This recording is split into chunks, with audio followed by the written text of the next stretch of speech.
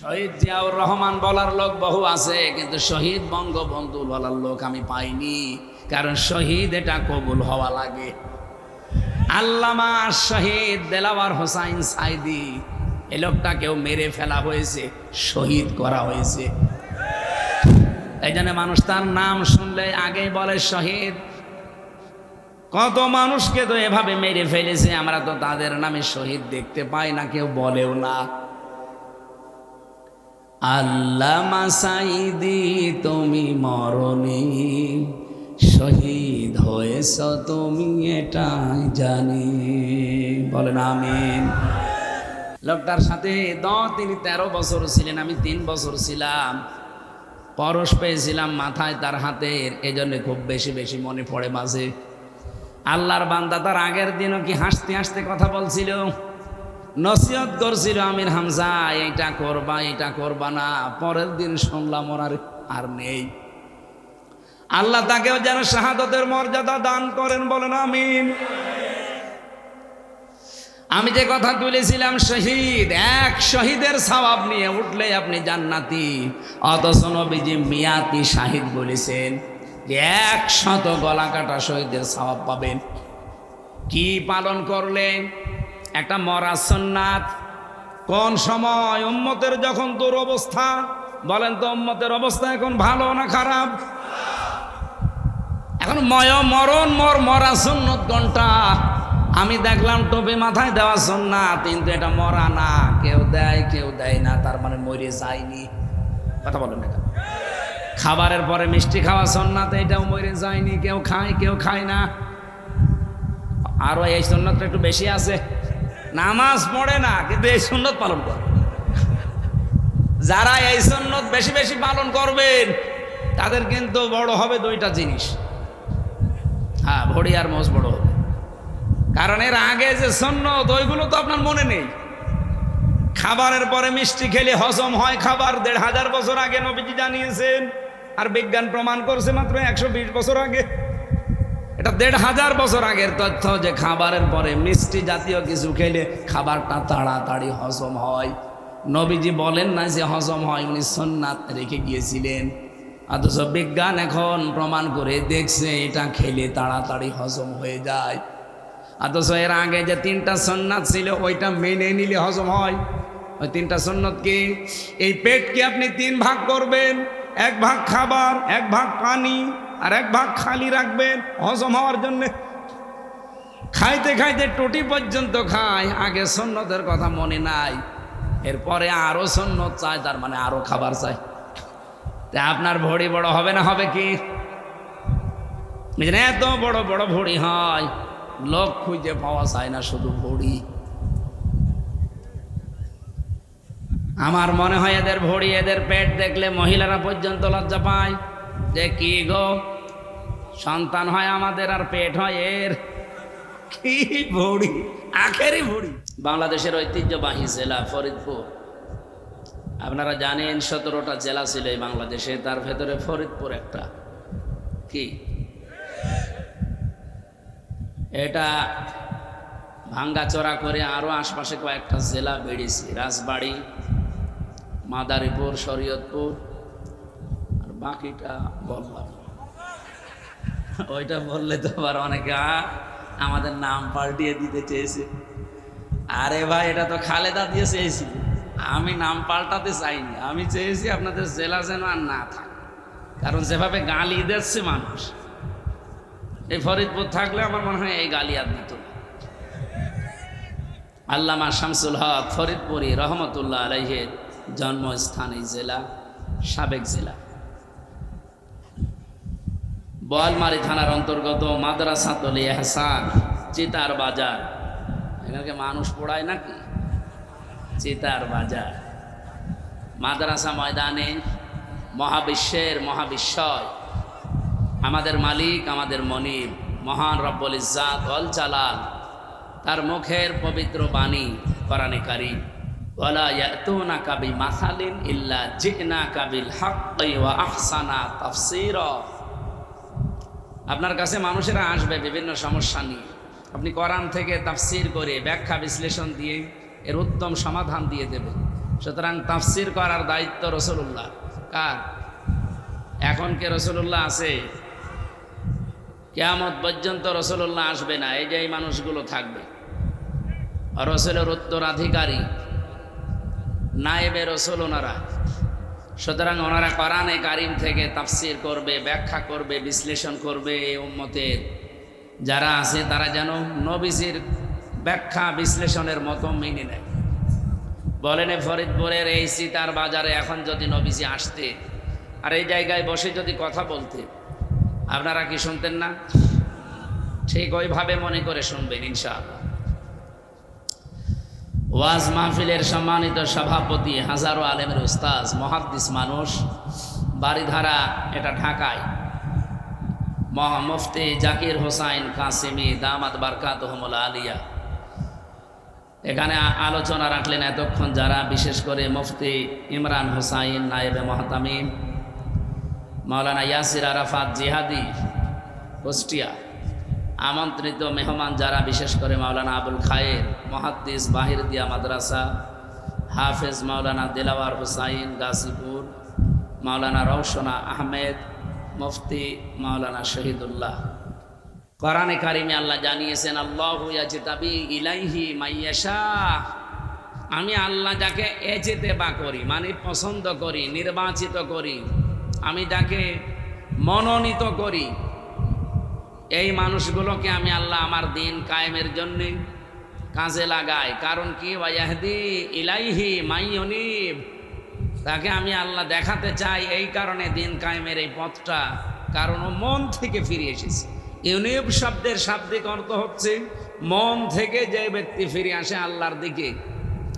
সুতরাং বাংলাদেশে যারা দিন কায়েমের জন্য চেষ্টা চালিয়ে যাচ্ছেন, হ্যাঁ আপনার পদ্ধতি ভুল হতে পারে, সব পদ্ধতিতে সঠিক হবে বিষয়টা এমন না, পদ্ধতি আপনার ভুল হতে পারে, কিন্তু দিন কায়েমের জন্য যারা আছেন তাদেরকে আমি আলাদাভাবে ওয়েলকাম, স্বাগতম জানাচ্ছি। আল্লাহ যেন তাদেরকে অ্যাক্টিভভাবে এবং ইখলাসের সাথে এই দায়িত্বটা পালন করার তৌফিক দেন, আমি। দল মত নির্বিশেষে রবিউল আউয়াল মাসের আজকে 13 তারিখ, গতকাল যে দিনটা গেল আমরা জানি ওই দিনে রাসূলুল্লাহ দুনিয়ায় এসেছিলেন, কিন্তু যে উদ্দেশ্যে এসেছিলেন ওইটা আমাদের দেশে চলে না। আমরা ঈদে মিলাদুন নবী বানিয়ে নিয়েছি আন্দাজে। এটা ওস্তাদ আছে, জিজ্ঞাসা করেন তো 2 ঈদ ছাড়া পৃথিবীতে কোনো ঈদ আছে কিনা? আপনি কোথায় পেয়েছেন? এটা সুস্পষ্ট বেদাত। এমনকি মানুষ বেদাত করতে করতে হারামের পর্যায়ে পৌঁছিয়ে যায়, রাসূলুল্লাহকে নিয়ে এমন জায়গায় তোলে শেষে আল্লাহকে পার করে ফেলে। এই যে নোরা পাগলা কি হয়েছে দেখেননি? কবর দিয়েছিল কাবা শরীফের আদল দিয়ে, জনগণ 32 নম্বরের মতো 33 করে দিয়েছে। আমি যদিও তার লাশ পোড়ানোর পক্ষে না, সে যাই হোক, কিন্তু এভাবে মাজার করবেন কেন? মাজার বানিয়ে ব্যবসা করে যারা, পৃথিবীতে সবচাইতে বেশি আল্লাহ রেগে থাকে তাদের উপরে। কারণ কিয়ামত আল্লাহ নিপতিত করবে যাদের উপরে, তাদের ভেতরে 1 নম্বরে তারা, যারা এই পৃথিবীতে মাজার বানিয়ে ব্যবসা করে খায়, খাদেম হয়ে আছে। কিসের খাদেম আপনি? ফরিদপুরে তো আরো বেশি। সুতরাং যারা এগুলো করছেন, আমার মনে হয় সমস্ত মাজার ব্যবসা বন্ধ করা দরকার। এখন সময় আসতেছে ইনশাআল্লাহ। ইসলামে যেটা নেই আমরা ওইটা মানি না। কি বানিয়েছেন আপনি? ঈদে মিলাদুন নবী কোথায় পেয়েছেন? কোন দলিল আছে? ওরা সূরা মায়েদার আয়াত দিয়ে দলিল দেয়, দাঁত খুলে ফেলা দরকার শয়তান। হযরত ঈসা নবী আলাইহিস সালামের এই যে মায়েদা শব্দটা আছে, ওই দিনা ওখান থেকে ওরা দলিল বানিয়েছে। এমন এমন দলিল বানায় আপনি আশ্চর্য হয়ে যাবেন। গাঁজাখোরকে যদি জিজ্ঞাসা করেন গাঁজা খান মানে, কোরআনে আছে ফাবিআইয়ি আলাই রাব্বিকুমা তুকাযযিবান, আল্লাহর কোন নিয়ামত অস্বীকার করবা? গাঁজাও তো নিয়ামত। কত বড় শয়তান! এই যে ঈদে মিলাদুন নবী যারা বানিয়েছে এদের মতো কোরআন হাদিসের আন্দাজে রেফারেন্স দেয়, অথচ ওই আয়াতে ওই হাদিসে ওর কিচ্ছু খুঁজে পাবেন না। ওরা দলিল দেয় কদ জাআকুম মিনাল্লাহি নূরুন ওয়া কিতাবুম মুবিন, অবশ্যই আল্লাহর পক্ষ থেকে এসেছে নূর, স্পষ্ট কিতাব। ওনারা আলাদা বানিয়েছে নবীজিকে নূর আর স্পষ্ট কিতাব মানে কোরআন শরীফ, অথচ এই ব্যাখ্যা ভুল। আমি ওস্তাদের সামনে বলছি, আপনি এর পরের আয়াতটা একটু পড়বেন। এখানে যারা উসুলে তাফসির বোঝে, 15টা নিয়ম আছে উসুলে তাফসিরে।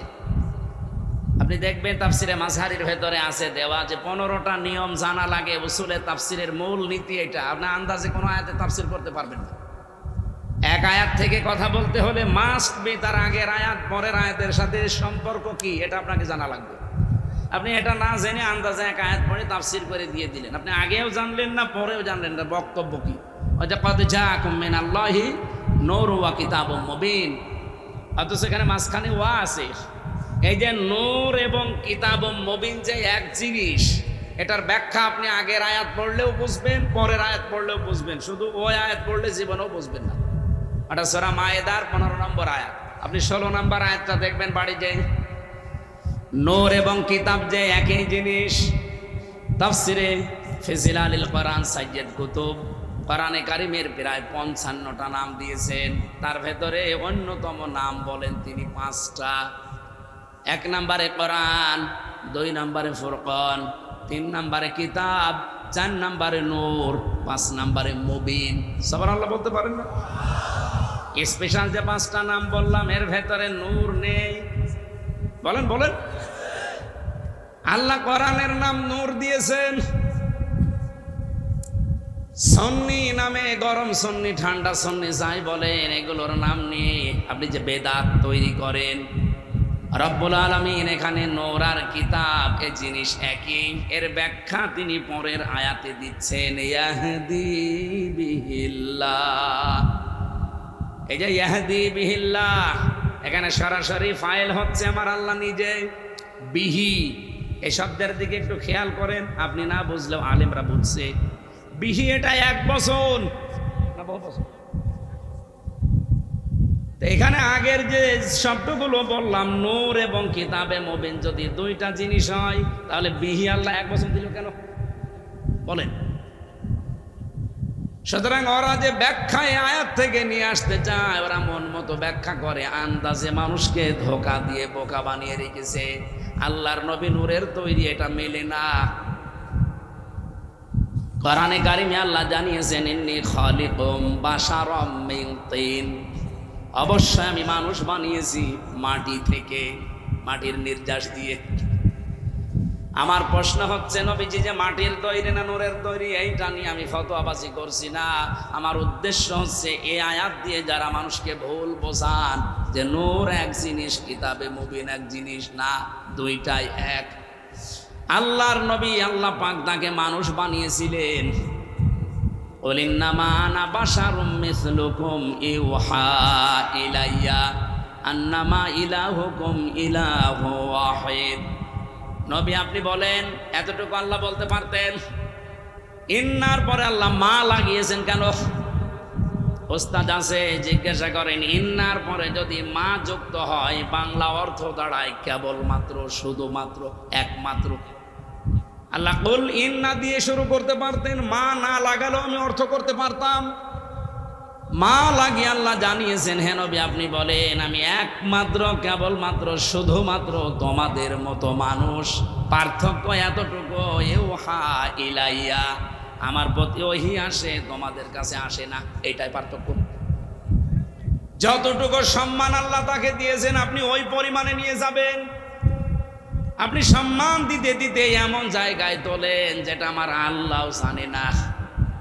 আজকের তেলাওয়াত কি আয়াতে এটা একটু আছে হালকা, কুল্লা আকুলু লাকুম ইনদি খাযাইনুল্লাহ। হে নবী আপনি মানুষকে বলেন যে আমি কিন্তু গায়েবের খবর জানি না।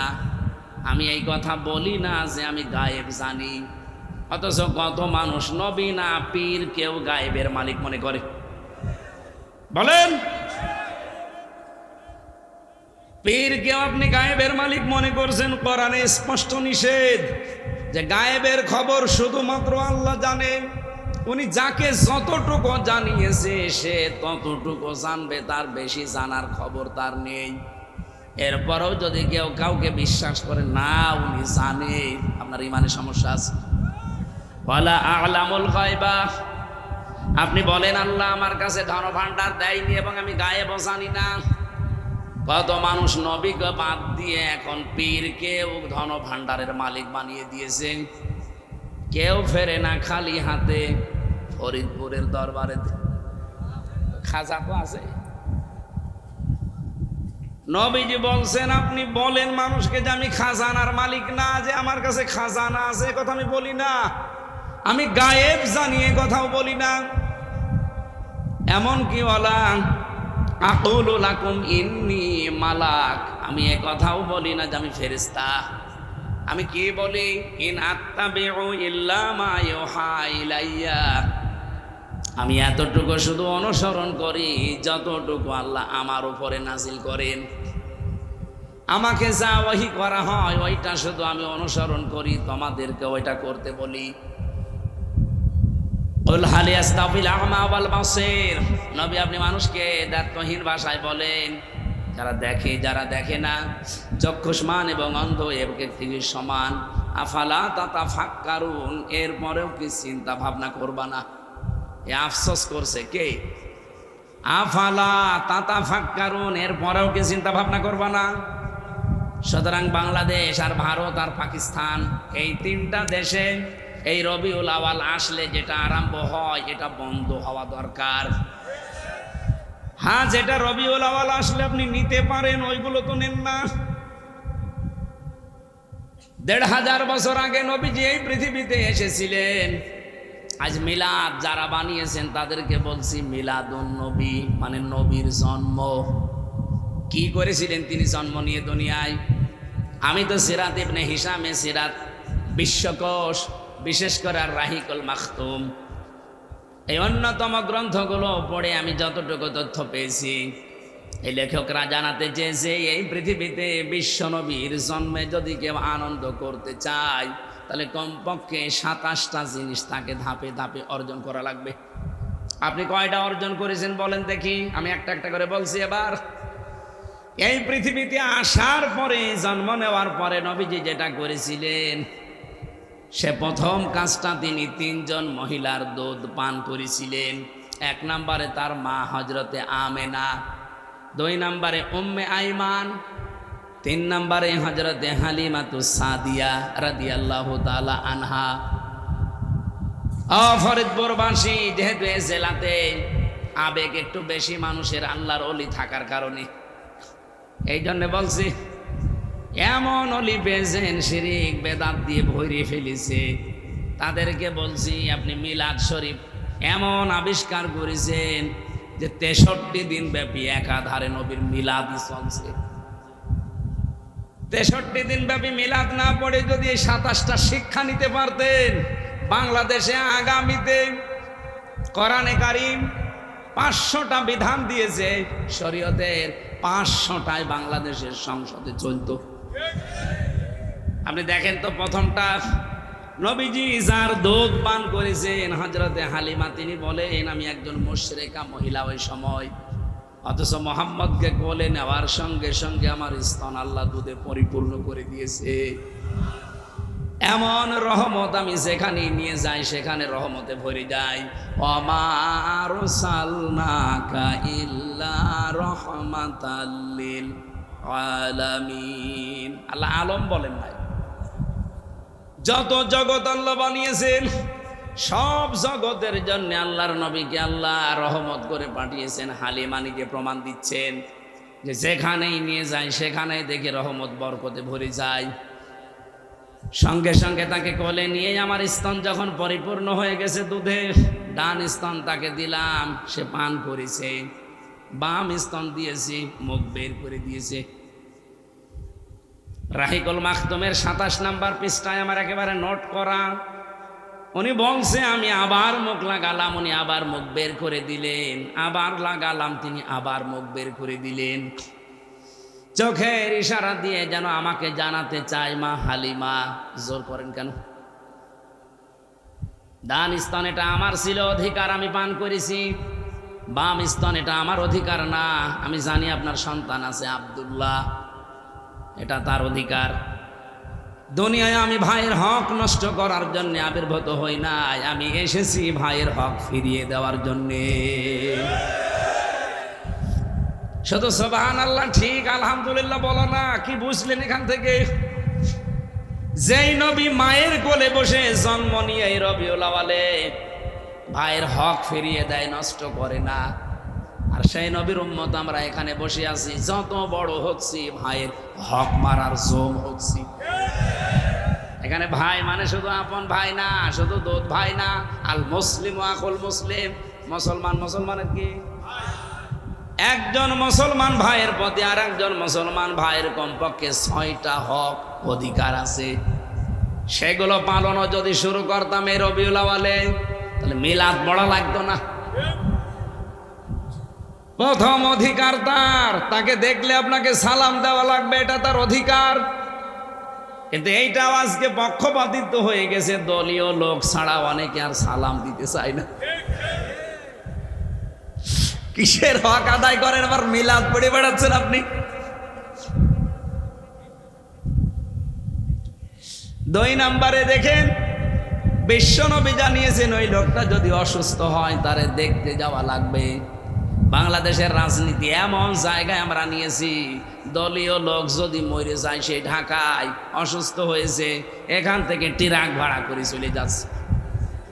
আর একজন মুসলমান অন্য দল করে, সে পাশের বাড়ি না খেয়ে মরে যাচ্ছে, অসুস্থ, দেখতে যায় না। আমি একটু বেশি বলে ফেললাম স্যার। কি মিলাদ পড়ি আমরা, আমার মনে হয় 2টায় থাক, 6টা বললে আবার আমি নিজেও ধরা খেয়ে যাব।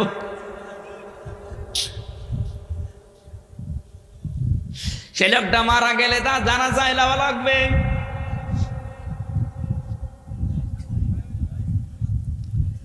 ফরিদপুরবাসী, আমি আবেগ দিয়ে বলছি না, সত্যি বিবেকের তাড়নায় কথাটা বলছি। আমরা মিলাদুন নবী পালন করেছি, মিলাদুন নবী বানিয়ে নিয়েছি, কিন্তু এর একটা শিক্ষাও আমাদের জীবনে নেই।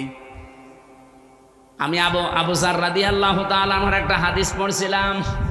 আন আবি যার রাদিয়াল্লাহু তাআলা আনহু قال قال النبي صلى الله عليه وسلم من ادعى ما ليس له فليس منا ওয়ালিয়াতাবাওয়া মাকআদাহু মিনান নার। মুসলিম শরীফের হাদিস এটা। হযরতে আবু যর বলেন, নবীজি জানিয়েছেন যে জিনিস তোমার না, ওইটা যদি নিজের দখলে তুমি নিয়ে নাও, 2টা শাস্তি তোমার জন্যে। 1 নম্বরে ফালাইসা মিন্না, ওই দিন থেকে তুমি নবীর উম্মত থেকে খারিজ হয়ে গেলে, বের হয়ে গেলে। এদিকে তাকান। যে ব্যক্তি অন্যের জিনিস নিজের দখলে রাখে, অন্যায়ভাবে জোর করে, জবরদস্তি করে, ফাঁকি দিয়ে, চাঁদাবাজি করে, এসব তো না বললে হতো, চাঁদাবাজিতে জেলায় নেই।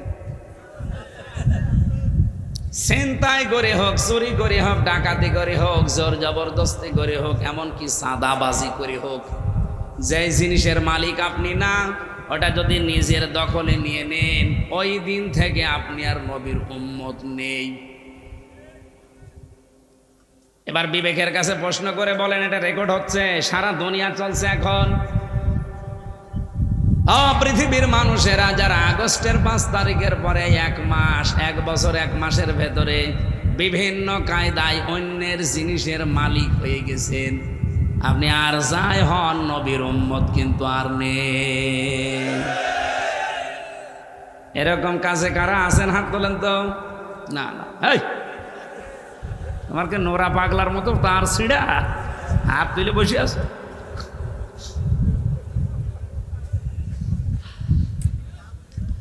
না, আমি জানি ফরিদপুরে এরকম অনেক মানুষ আছে, কিন্তু তারা এখানে আসে নাই। তারা যদি আসে, ভেতরে থাকে, মাস্ট বি পরের যে আনন্দ বলেন আর দুঃখ বলেন তার উপরে পড়বেই, এই জন্যে ফা ব্যবহার করা হয়। আমি বালাগাত মান থেকে 13টা কায়দা পেয়েছি ফায়ের, এর 9 নাম্বার কায়দাতে পড়েছি। আল্লাহর নবী এই ফা মাঝখানে লাগিয়েছেন এই কারণে, ওপরে বর্ণিত যেটা বলতে চান ওটা যদি কেউ দুনিয়ায় করে, মাস্ট বি পরের শব্দটা তার উপরে পড়বেই। ওপরে বর্ণিত শব্দ কি? মানিত টাকা মা লাইসা লাহু, যেটা আপনার ছিল না আপনি জোর করে নিজের দখলে নিয়ে বেশ ভালো চলছেন। আপনি ভালো চলতে পারেন, নামাজ পড়তে পারেন, রোজা রাখতে পারেন, কিন্তু আপনি আর নবীর উম্মত নেই। মাওলানা মামুনুল হক হাফিজাহুল্লাহ 3 বছর আল্লাহর বান্দা আমার সাথে জেলখানায় একই রুমে পাশাপাশি আমরা ছিলাম। উনি প্রতিদিন আমাকে এই কথা শোনাতেন। 76 জন আলেমকে ওরা এক জায়গায় রেখেছিল কওমি মাদ্রাসার। আমি যেহেতু কওমি আলিয়া 2 জায়গায় পড়েছি, আমি ওদের ভেতরে। মুফতি মনির হোসেন কাশেমি ভাই, আমি আর মাওলানা মামুনুল হক আর মুফতি শাখাওয়াত হোসেন রাজি হাফিজাহুল্লাহ সকালের আর দুপুরের খাবার আমরা এক জায়গায় খেতাম।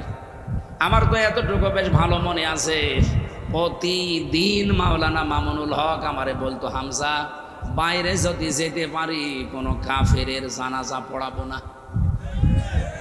আমি বলছি, আপনি কাফের পেলেন কোথায়?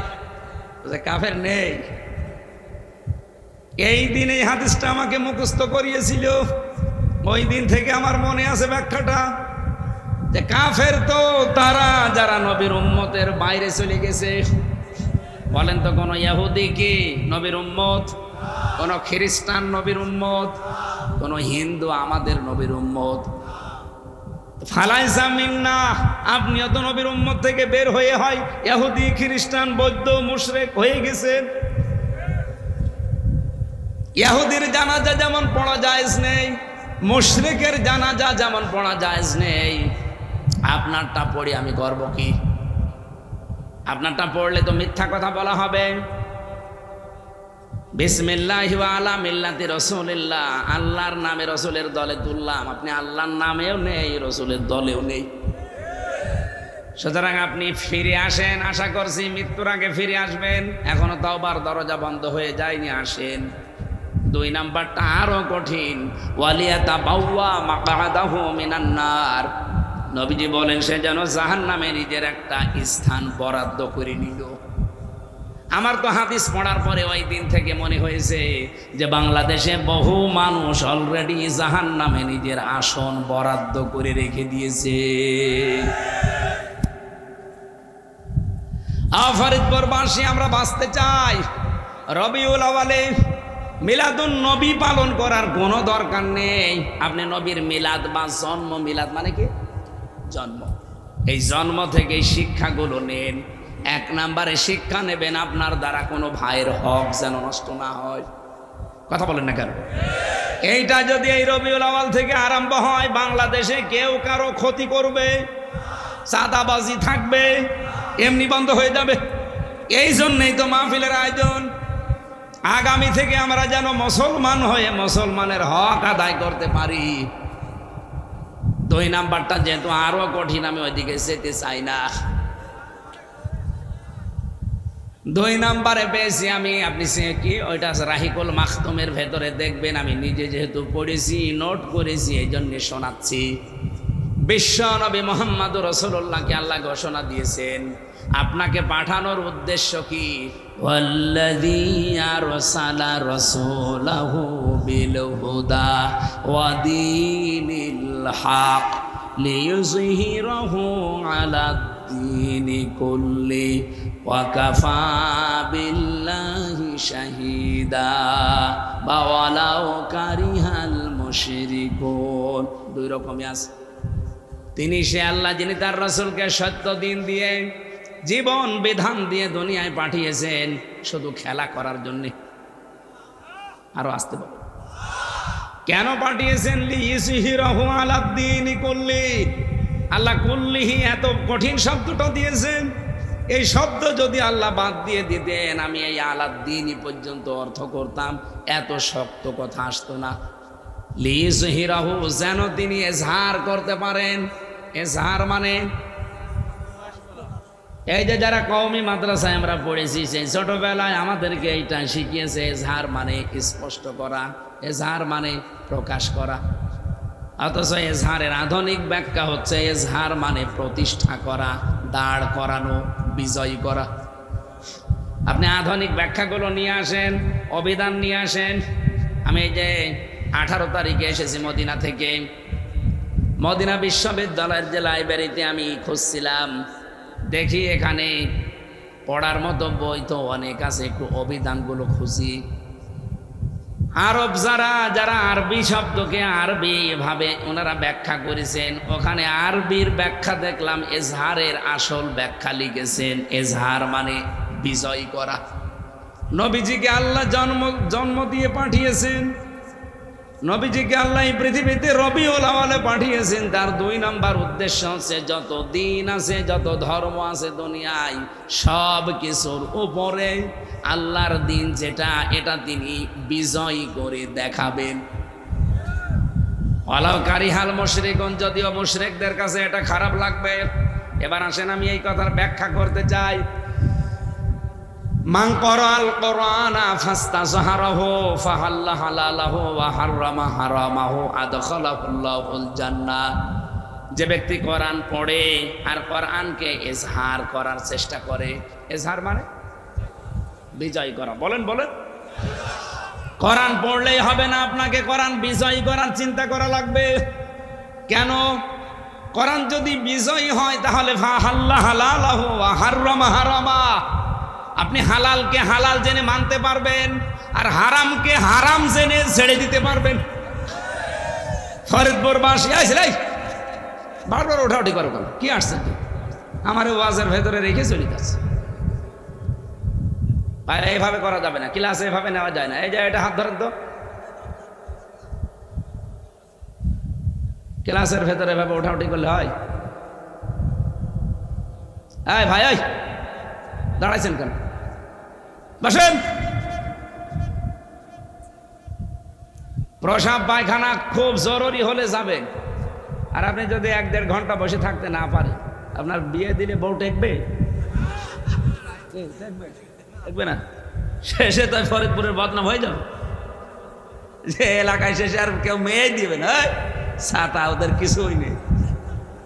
এই জন্য খুব সাবধান ভাই, উঠবেন না। এখানে বহু মেয়ের বাবা কিন্তু বসে আছে, জামাইও সিলেক্ট করতে পারে। আপনার দিকে তাকিয়ে যদি দেখে ও 1/2 ঘন্টায় চলে যাচ্ছে, বলবে দরকার হয় মেয়ে খুঁটি বানাবো, ওরে বিয়ে দেবো। 2 নম্বরে যদি কারো খুব বেশি নেশা লাগে বিড়ি খাওয়ার, তাহলে খেয়ে চলে আসবে। আসবেন তো? ও বলছে হ্যাঁ হ্যাঁ আসবো। এই বিড়ি খাওয়া না, অনেকের এমন নেশা যে বিড়ি, এরপরে গাঁজা, এই সমস্ত জিনিস এত নেশা ওদের। আপনি বলেন যে খাবার দেব না, বলে অসুবিধা নেই, তো গাঁজা বিড়ি আমরা দেওয়াই লাগে। জেলেখানায় দেখি একবার এক লোককে পিটাচ্ছে কারারক্ষীরা। কি গো? ও গাঁজার গাছ লাগিয়েছে ভেতর। জেলার এসে হিন্দু দেবদুলাল, এই বেটা তুই গাঁজার গাছ পেলি কোথায়?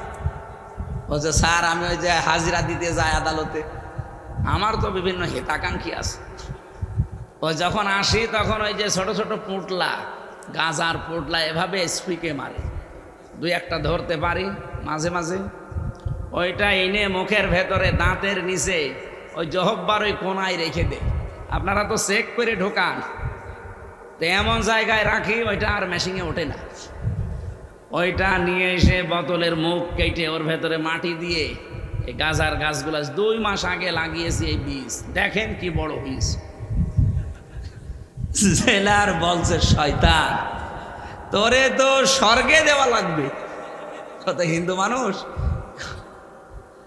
তো গাঁজা খাওয়ার জন্য তোরে জেলখানায় দিয়েছে সরকার, আর তুই এই ভেতরে এসে গাঁজার গাছ লাগিয়েছিস। কি নেশা বলেন তো তার।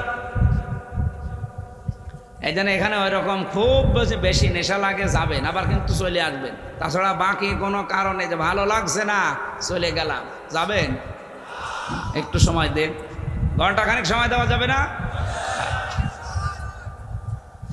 ফরিদপুরবাসী যেই কথাটা তুলেছিলাম, রব্বুল আলামিন নবীজিকে 2 নম্বরে আমি এটা পেয়েছি, দুনিয়ার সব মতবাদের ওপরে, দিনের ওপরে ইসলামকে তিনি বিজয়ী করে দেখাবেন। আজ বাংলাদেশে দিনটা বিজয় নেই, এই কারণে আমরা হালালকে হালাল জানার পরও ছাড়তে পারি না, ধরতে পারি না। হারামকে হারাম জানার পরেও ছাড়তে পারি না।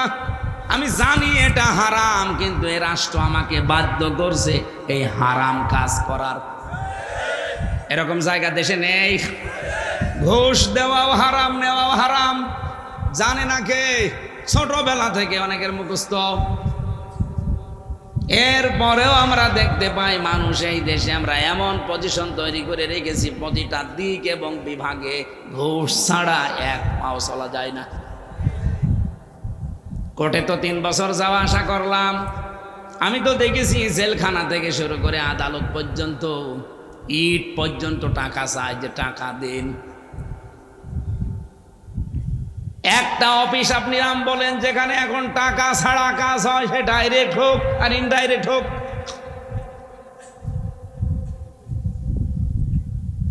এগুলো আস্তে আস্তে ষড়যন্ত্র করে গভীরভাবে 15.5 বছরে এমন জায়গায় পৌঁছিয়েছে, আপনি আশ্চর্য হয়ে যাবেন। 5 এবং 8 আগে বৃত্তি পরীক্ষা ছিল না? এখনো আছে, কিন্তু নিয়মটা পাল্টিয়েছে। কি বলেন তো পাল্টিয়েছে? না। ক্লাস 5 এবং 8 আগে যারা বৃত্তি পরীক্ষা দিত 100 মার্কের কোরআন হাদিস ছিল। এই 15.5 বছরে যারা ছিল আল্লাহর ওলিরা সব তুলে দিয়েছে। আমাদের ছেলে মেয়েরা যারা পড়বে ওরা অন্তত পরীক্ষার ছলে হলো পড়তো কিছু না কিছু। সিলেবাসেই নেই, এমনি পড়তে চাই না, সিলেবাসেই নেই, পরীক্ষায় আসবে না, এজন্য অনেকে পড়েও না। 1 থেকে 5 পর্যন্ত, 5 থেকে 8 পর্যন্ত আপনি বলেন যেগুলো শিক্ষা ব্যবস্থায় নিয়ে এসেছিল, শিক্ষকরা পর্যন্ত পড়াতে লজ্জা পেত। ক্লাস 8 শারীরিক শিক্ষা,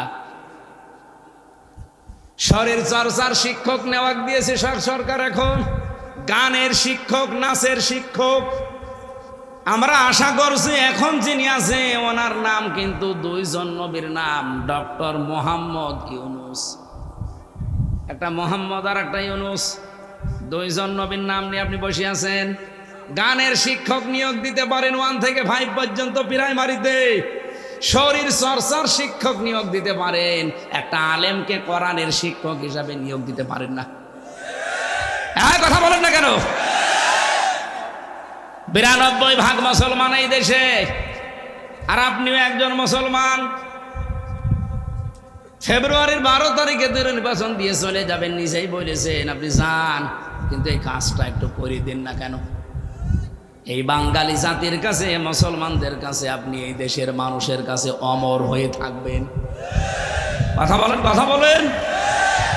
প্রাইমারিতে আমরা একজন ধর্মীয় শিক্ষক চাই, এ দাবি আপনাদের নেই? কারা এ দাবি করেন এই মিডিয়াকে দেখান। লিল্লাহে তাকবীর। দেখেন তো হাত তোলেনি কে? দেখেন, এই মিডিয়া এদিকে ঘোরাও। আমাদের এই দাবি মানাই লাগবে। এটা শুধু এই ফরিদপুরের দাবি না, বাংলাদেশের 18 কোটি মানুষের দাবি এইটা। ঠিক আছে ভাই, এটা ওনার কান পর্যন্ত চলে গেছে এবং যাবে। যদি নাও মানে আরশ পর্যন্ত চলে গেছে। কথা বলে না কেন? কিয়ামতে যেদিন আল্লাহর সামনে দাঁড় করাবে, অন্তত এই বিষয়টা বলতে পারবো আমি কিন্তু ধর্মের পক্ষে ছিলাম। যত নিয়ম নীতি বানিয়ে মানুষ ধর্ম তৈরি করেছে, শুধু ইসলাম বাদ দিয়ে পৃথিবীর সব কিছুই মানুষের বানানো। আপনি বলেন এখন ইসলাম বাদ দিয়ে 4,500 ধর্ম দুনিয়ায় পালন চলছে, একটাও আমার আল্লাহ পাঠায়নি, সব মানুষের তৈরি করা। আল্লাহ যেটা পাঠিয়েছে ওইটার ভেতর আরো রদবদল করে ফেলেছে। শুধু ইসলাম বা কোরআনকে আমার আল্লাহ পাক এই পৃথিবীতে তিনি গ্যারান্টি দিয়েছিলেন, ইন্না নাহনু নাযালনা যিকরা ওয়া ইন্না লাহু লাহাফিজুন। এই একটা মাত্র কারণে কোরআনে হাত দিতে পারে নাই, এইটা নির্ভেজাল আছে। সুতরাং কিয়ামতের ময়দান পর্যন্ত এই ইসলাম, এই কোরআন অথেন্টিক থাকবে।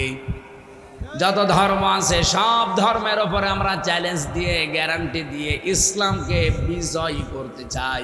যতদিন পারবেন না, এদেশে যদি ফেরেশতাও বাস করে, সেও হালালকে হালাল জেনে আঁকড়িয়ে ধরতে পারবে না, হারামকে হারাম জেনে ছেড়ে দিতে পারবে না। কারণ কোরআনের বিধান কায়েম হওয়া ছাড়া এটা সম্ভব না। এজন্য নবীজির আগমনের উদ্দেশ্য ছিল এইটা, যে সব কিছুর উপরে ইসলামকে তিনি তুলবেন না, বিজয় করবেন। যদিও মুশরিকদের কাছে এটা মন খারাপ হবে, তাদের খারাপ লাগবে, অপছন্দ হবে। আমি শুধু দুইজন নবীর নাম পেয়েছি, হযরত আদম এবং সুলাইমান নবী। এই দুইজন নবী বাদ দিয়ে পৃথিবীর কোনো নবীর জীবনী আমি এমন পড়িনি যে নবীর জীবনী যে যেখানে তারে আল্লাহ আদেশ দেয়নি আন আকিমুদ্দিন, যে দিন কায়েম করো। আদম আলাইহিস সালামের সময় মানুষজন ছিল না, আর সুলাইমান নবী তার বাবার কাছ থেকে রাজত্ব পেয়েছিলেন, এজন্য তাদের এই কথা বলা লাগে নাই। তো বাকি যত নবীর জীবনী আমি পড়েছি, প্রত্যেকটা নবীর জীবনের মিশন এবং ভিশন ছিল জমিনের দিন কায়েম করা লাগবে। এজন্য তাদের সমসাময়িক জামানায় যারা দায়িত্বে ছিল, তাদের সাথে মারামারি, গন্ডগোল, ঠোকাঠুকি, জিহাদ হয়নি। বলেন বলেন, একটা নবীর জীবনে দেখাতে পারবেন যে যার সাথে তার ওই রাষ্ট্রের যারা দায়িত্বে ছিল তাদের কিছুই হয়নি। আমি তো সেরাম পাইনি। হযরত ইব্রাহিমের হয়েছে, মুসা নবীর হয়েছে, হয়নি? আমাদের নবী মুহাম্মদুর রাসূলুল্লাহ বাকি ছিল। আপনি আর কার জীবনী দেখতে চান? সুতরাং আমাদের এই সিদ্ধান্ত নেওয়া লাগবে, দিন কায়েমের কথা আসলে কোনো ফতোয়াবাজি করবেন না। হাতে পায়ে ধরে বলছি, এই জায়গায় এক হওয়া লাগবে। কোরআন পড়ে আমি দুই জায়গায় মত পার্থক্য করতে নিষেধ এই শব্দ পেয়েছি। সূরা আলে ইমরানে আছে ওয়াতাসিমু বিহাবলিল্লাহি জামিআ ওয়া লা তাফাররাকু। আর এই যে সূরার 13 নম্বর আয়াতের মাঝের অংশে আনাকিমুদ্দিন ওয়া লা তাতাফাররাকু ফি, দিন কায়েম করবা, কোনো মত পার্থক্য করা যাবে না। অথচ সারা পৃথিবীতে এখন এই দুইটা আয়াত নিয়েই মত পার্থক্য বেশি। কোরআন আঁকড়িয়ে ধরতে বললেই বিভিন্ন ফতোয়াবাজি শুরু হয়, জমিনে দিন কায়েমের কথা বললেই বিভিন্ন জায়গায় ফতোয়া শুরু হয়, এমনকি আলেমরা ফতোয়া দিচ্ছে। এই দুই জায়গায় কোনো ফতোয়াবাজি আপনারা করবেন না। হ্যাঁ, এবার আমার মূল কথা। রব্বুল আলামিন বলেন, হে নবী, কাবুরা আলাল মুশরিকিনা মা তাদউহুম ইলাইহি, আপনি যেদিকে ডাকেন যে দিন কায়েম করো, জমিনে আল্লাহর বিধান প্রতিষ্ঠা করো, এই কথা শুনলে সবচাইতে বেশি মন খারাপ করবে মুশরিকরা। কারা? বাংলার মুসলমানেরা। আমি ওপেন বলছি, আজ এই জমিনে ইসলামী আন্দোলনের কথা, একামতে দিনের কথা, আল্লাহর বিধান কায়েমের কথা বললে যাদের মন খারাপ হয়, যারা মনে করেন এটা রাজনীতি, এটা ধান্দাবাজি, এটা দুনিয়ার কাজ, আল্লাহর কসম আপনার যে কোনো কায়দায় শিরিক হয়ে যাচ্ছে। আপনি শিরিক করছেন, এই জন্য আপনি মুশরিক, আর মুশরিকের কাছে দিন কায়েমের কথা বললে খারাপ লাগে। সুতরাং এই দেশে যারা এই বিষয় নিয়ে মত পার্থক্য করছেন, মন খারাপ করছেন, ফতোয়াবাজি করছেন, এই আয়াত প্রমাণ হচ্ছে যে আপনার অবশ্যই কোনো শিরিক আছে জীবনে, অথবা শিরিকে আপনি লিপ্ত আছেন, না তো আপনার মন খারাপ হবে কেন? আপনি মনে করতে পারেন কই আমি তো শিরিক করি না, আপনি টের পাচ্ছেন না, তাই অবশ্যই আপনার জীবনে যে কোনোভাবে শিরিক হয়ে যাচ্ছে। আপনি খোঁজ খবর লাগান। আমি কি নিচে নামবো? এ পর্যন্ত বুঝেছেন কিনা বলেন? আবু হুরায়রা রাদিয়াল্লাহু তাআলা আনহু থেকে বর্ণিত একটা হাদিস পড়েছিলাম। নবীজি বলেন, মান তামাসসাকা বিসুন্নতি ইনদা ফাসাদি উম্মতি ফালাহু আজরু মিয়াতি শাহিদ। আমার মনে হয় এবার ওটা এখানে উম্মতি একালে টান আছে, যারা এখানে আরবি হাদিস পড়ায় একালে টান দেওয়া আছে। আমি হাদিসটা নিয়ে চিন্তা ভাবনা করেছিলাম, এই ছোট্ট মাথা নিয়ে আমার একটা তথ্য মাথায় এসেছে, বলবো। নবীজি বলেন, আর আমার উম্মতের যখন দুরবস্থা চলবে, এই কঠিন মুহূর্তে যদি একটা মরা সুন্নাতকে কেউ চিন্তা করতে পারে, তার আমল নামায় 100 গলা কাটা শহীদের সওয়াব দেওয়া হবে। বাংলার মুসলমানেরা কান খাড়া করে শোনেন, আপনার আমল নামায় যদি একটা শহীদের সওয়াব লেখা হয়, কিয়ামতের দিন আপনি জান্নাতি। কারণ শহীদ যারা আল্লাহর কাছে এত দামি, তারা এই মানুষগুলোকে মরে গেছে এ কথা বলা যায় নেই। শহীদ যারা তাদেরকে যেন কেউ মুখ দিয়ে কথা না বলে যে মরে গেছে, না। ওয়ালা তাকুলু লিমান ইয়ুকতালু ফি সাবিলিল্লাহি আমওয়াত বাল আহইয়াউ ওয়ালাকিন লা তাশউরুন। সূরা বাকারা 154 নম্বর আয়াতে আছে, রব্বুল আলামিন বলেন কেউ এই কথা বলবি না, ওয়ালা তাকুলু, বহু বছর কেউ এ কথা বলবি না যে যারা আমি আল্লাহর জন্য জীবন দিয়েছে এরা মরে গেছে, না। বাল আহয়াউন, বরং তারা জীবিত। ইনদা বাল আহয়াউ ওয়ালাকিন লা তাশউরুন, বরং তোমরা টের পাও না। আল্লাহ এতটুকু বলতে পারতেন। মানুষ যেহেতু মুখ দিয়ে কথা বলে, জন্য মুখের উপরে তিনি নোটিশ দিলেন। মুখের পরে মানুষ যেহেতু অন্তরে ধারণা করতে পারে, এই জন্য আল্লাহ অন্তরের উপরেও নোটিশ দিয়েছেন। আলা তাহসাবান্নাল্লাযীনা কুতিলু ফি সাবিলিল্লাহি আমওয়াতা বাল আহয়াউন ইনদা রাব্বিহিম ইউরযাকুন। বলেন আল্লাহু আকবার। এটা সূরা আলে ইমরানের 169 নম্বর আয়াতে আছে। রব্বুল আলামিন বলেন, হে পৃথিবীর মানুষেরা, কেউ ধারণাও করবা না যারা আমি আল্লাহর জন্য জীবন দিয়েছি ওরা মরে গেছে, বরং তারা জীবিত এবং আমি আল্লাহর কাছে তারা রিজিক প্রাপ্ত হচ্ছে। সুবহানাল্লাহ বলতে পারেন? বলেন তো, কেউ ঘুমিয়ে থাকলে খাওয়া লাগে, জেগে থাকলে? তার মানে শহীদরা ঘুমায়ও না, তারা জীবিত এবং জেগে আছে। আল্লাহ নিজে তাদেরকে খাওয়ায়। আর খাওয়ালে যেহেতু শরীরে আমাদের রক্ত, গোশত, মাংস তৈরি হয়, শহীদদেরও ঠিক ওইটাই হয়। হযরত আমির হামজা তার প্রমাণ। হযরত আমির হামজার জীবনী পড়তে গিয়ে আমি পেয়েছি, তিনি ইন্তেকালে শহীদ হওয়ার পরে তাকে যখন মাটিতে দেওয়া হয়, কবরে দেওয়া হয়, 30 বছর পরে তার কবর একবার ভেঙে গিয়েছিল।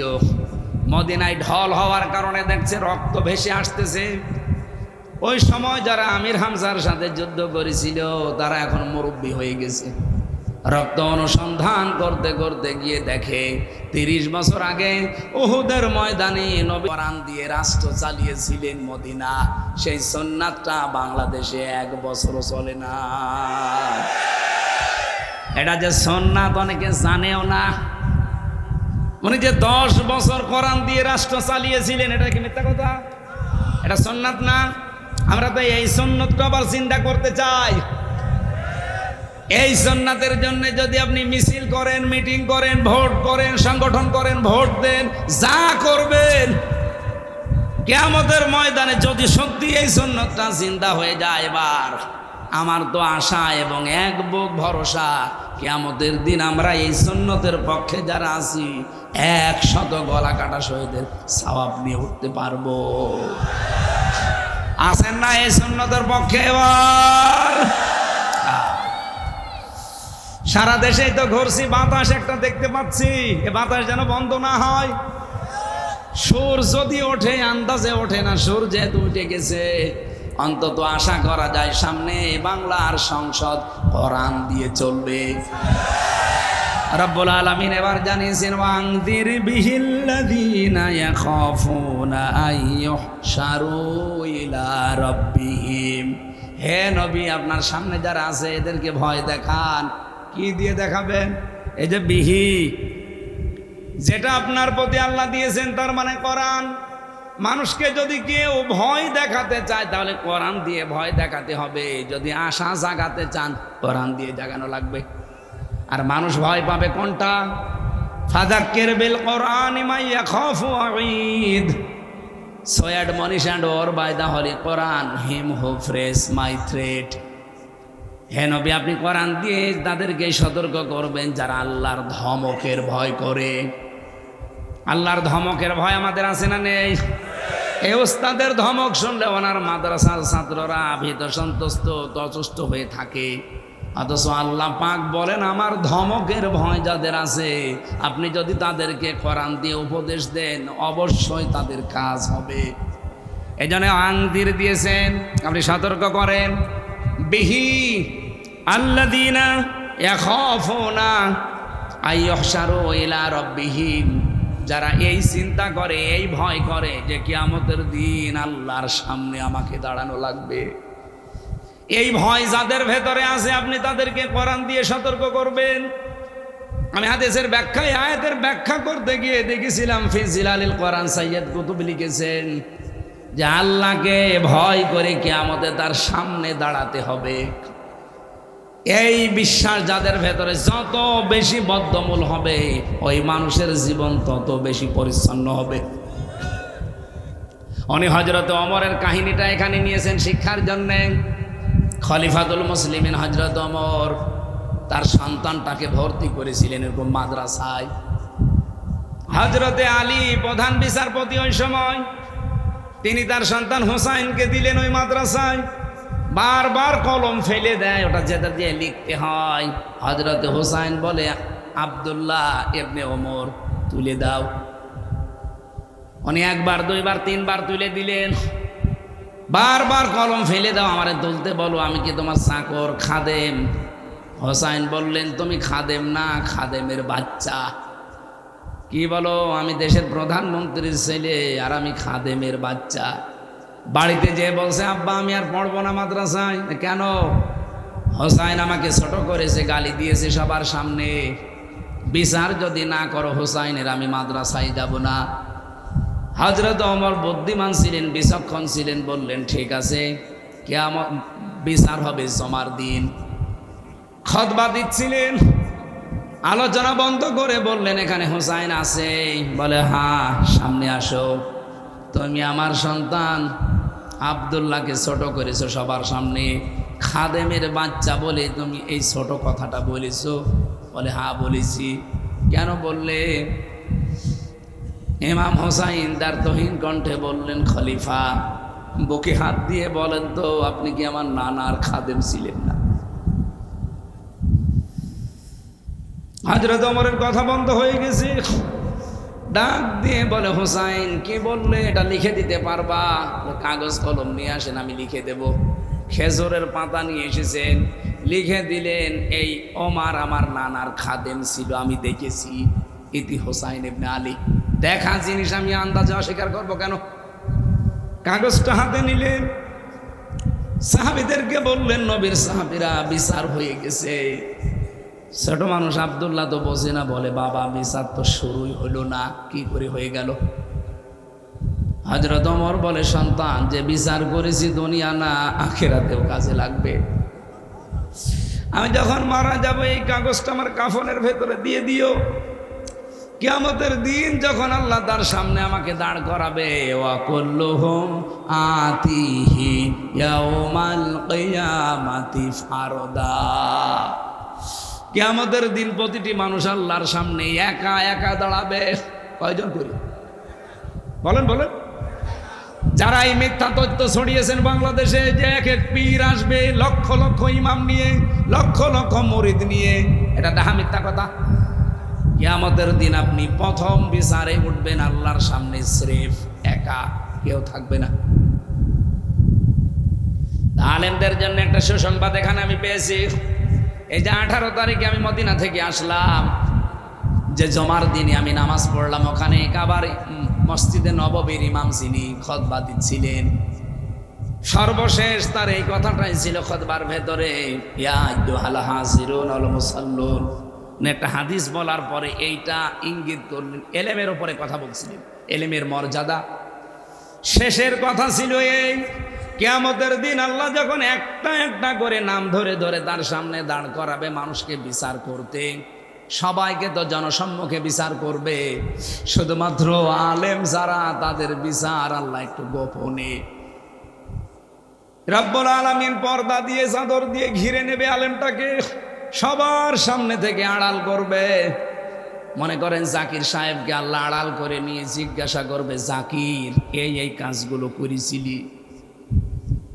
সব কথার স্বীকৃতি দেওয়া লাগবে, কারণ জানে যে আমার আল্লাহ মনের খবর উনি জানে। সারা জীবনের যা যা সবগুলো স্বীকার করার পরে আল্লাহ বলবেন, তোর চেহারার দিকে তাকিয়ে আমি যে অনুতপ্ত হওয়ার দৃশ্য দেখলাম, আমি আল্লাহ পাক আজকে তোকে গোপনে মাফ করে দিলাম, কাউকে বলবি না, জান্নাতে চলে যা।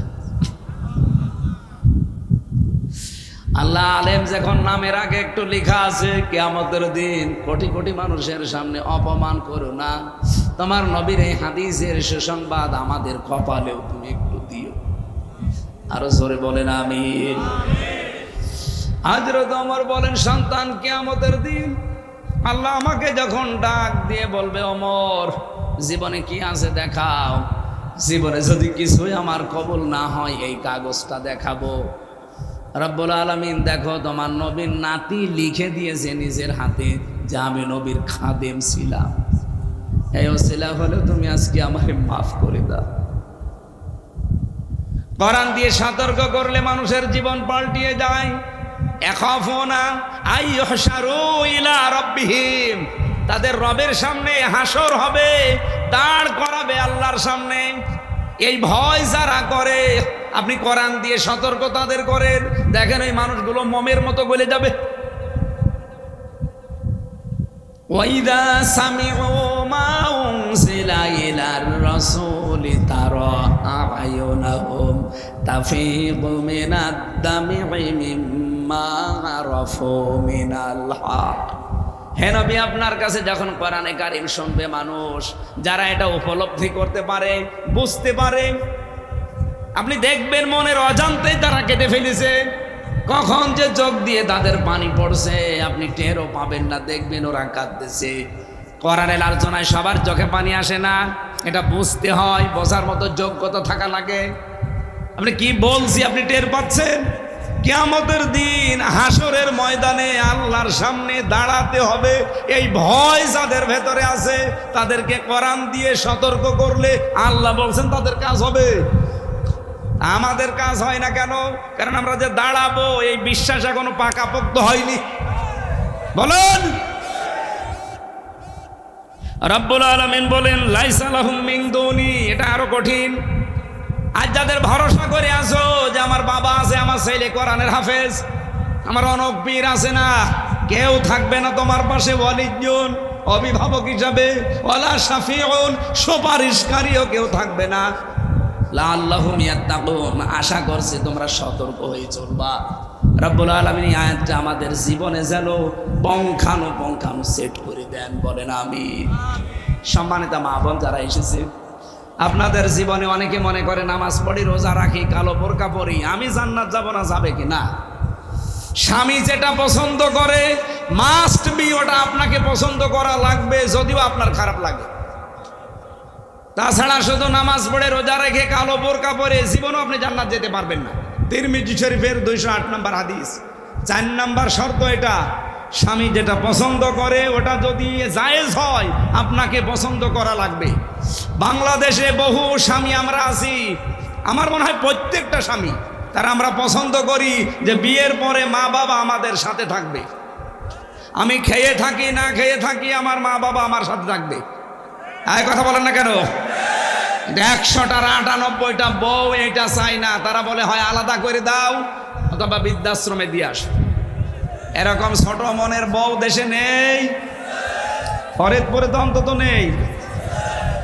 আল্লাহ মেয়েদেরকে ফাতেমা তো জহরার মতো বানিয়ে দিন, আমি আর টানতে পারছি না, অনেক রাত হয়ে গেছে। যতটুকুই বলেছি আমি আগে নিজে সভাপতি এবং যারা এসেছি প্রত্যেককে আমল করার তৌফিক কামনা করে শেষ করছি। হুজুর